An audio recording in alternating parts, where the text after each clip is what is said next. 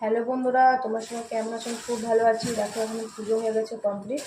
আমার বর এনেছে পেঁয়াজ 2 কিলো, মানে 2 কিলো নিয়ে এসেছে। এখন দুপুরের লাঞ্চে কি বানাবো দেখি। একটু এখানে এতটা টক ডাল রয়েছে, ভাবছি একটু সয়াবিনের তরকারি বানাবো।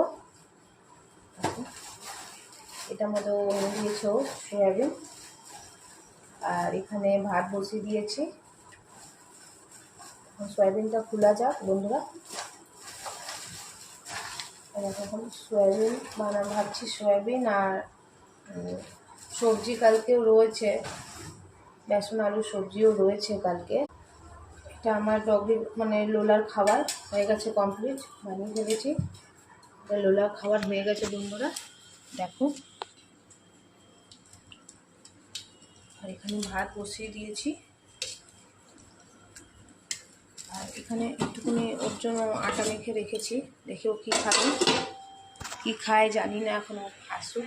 এখন গেছে উপরে, আসবে তো আবার দেখি ও কী খায়।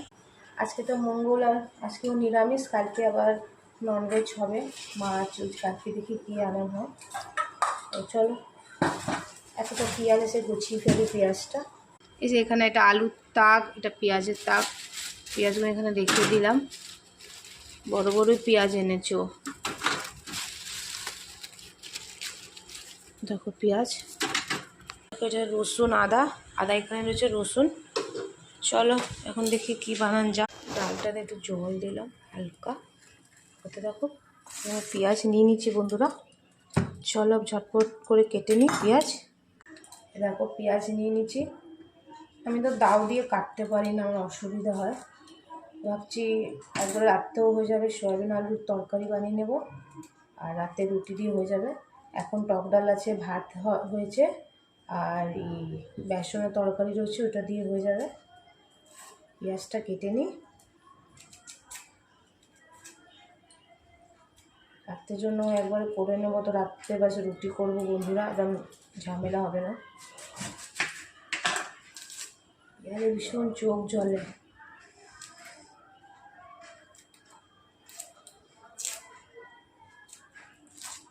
কি রান্না করব না রান্না করবো ভীষণ ভাবতে হয়।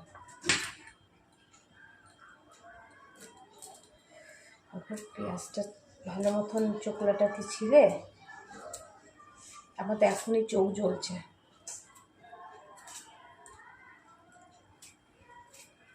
একবারে রাতটা হয়ে যাবে।